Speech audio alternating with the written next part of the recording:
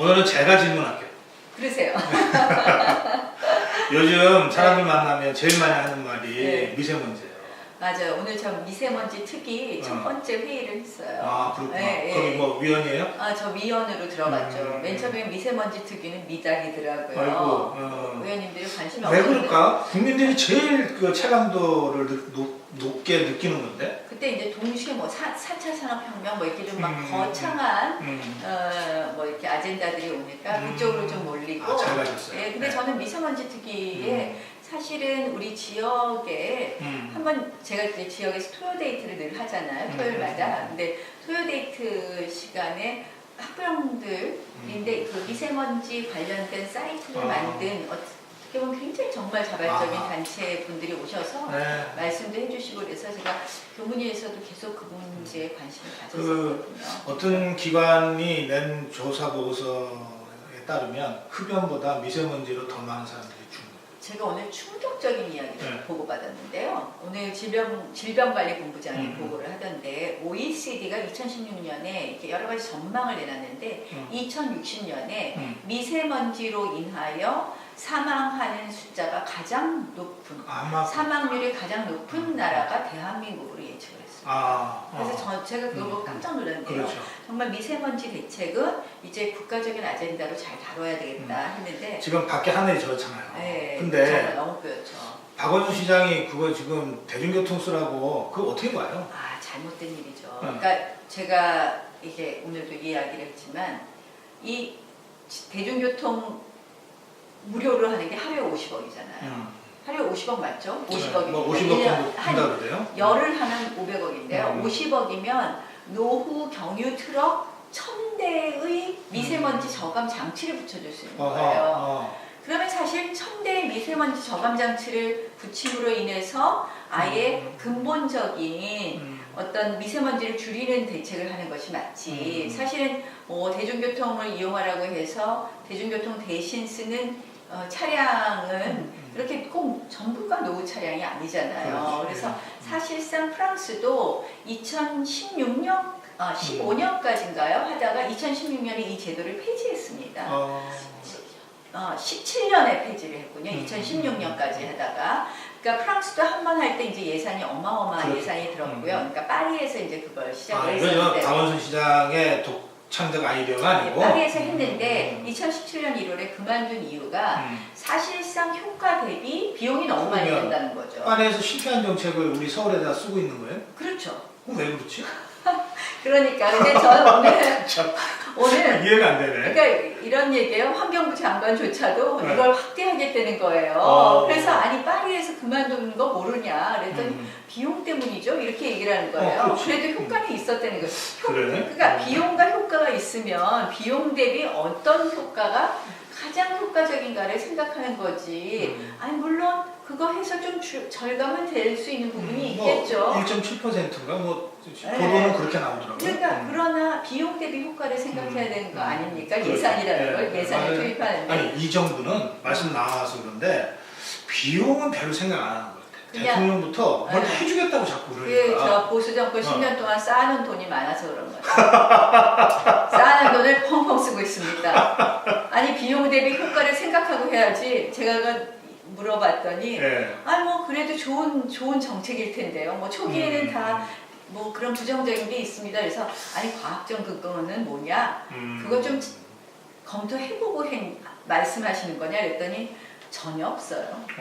그냥 아름다운 정책이 좋은 거죠. 그래서 참 정말 제가 미세먼지 오늘 특위하면서 깜짝 놀랐고요.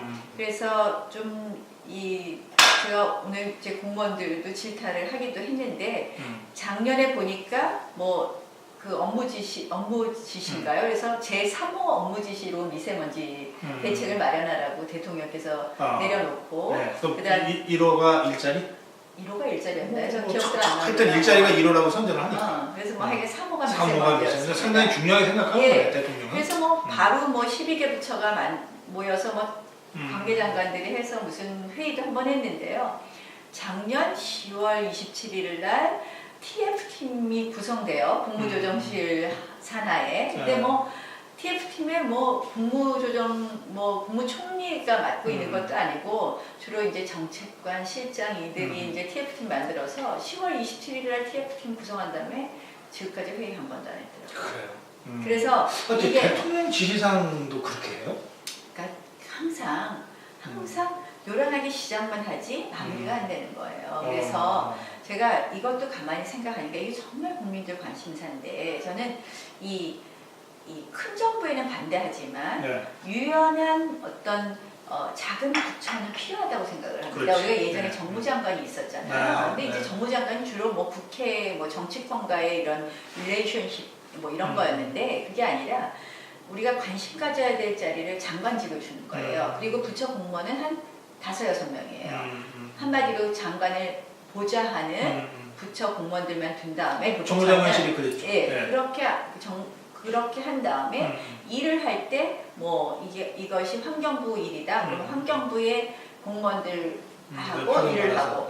그래서 그러니까 일본도 저출산 장관을 만들었어요. 아베 총리가 아베 내각이 출범한 다음에. 그래서 저출산 장관 밑에 공무원은 그 부처의 공무원은 6명인가밖에 안 됩니다.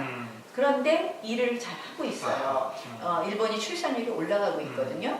그래서 제가 이제 그때 물어봤어요. 어떻게 해서 가장 큰 효과가 뭐였냐?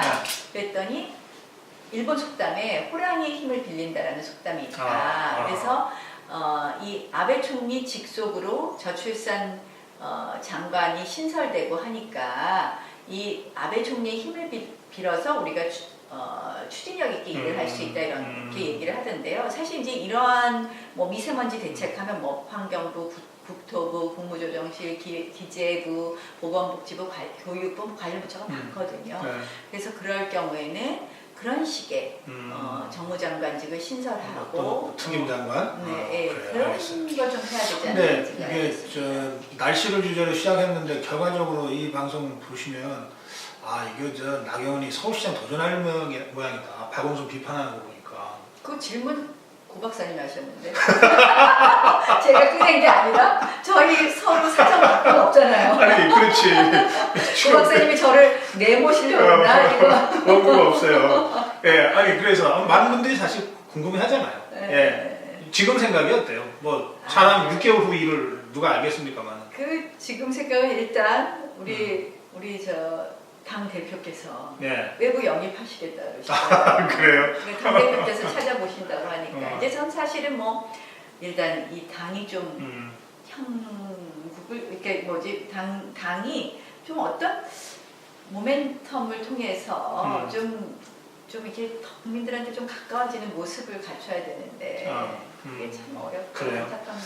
그 영입 얘기는 꽤 오래전부터 이제 홍준표 대표가 사실 자신만만하게 뭔가 히든카드가 있는 것처럼 했는데 지지난주에 그 홍준표 대표가 생각하는 히든카드였는지 모르겠지만 세 사람이 지방선거 불출마를 이제 선언하거나 시사했잖아요. 그렇죠. 서울시장으로 거론되는 홍정욱 전 의원, 부산시장으로 거론되던 장제구 동서대 총장, 그리고 경남지사로 거론되던 안대희 전 대법관. 이 세 사람이 다 출마 안 하는 쪽으로 정리가 됐다 이렇게 보도가 됐잖아요. 경기도 지사로 다 실패한 건가? 최준경 장관. 최준경 장관도 불출마 쪽이라고. 예.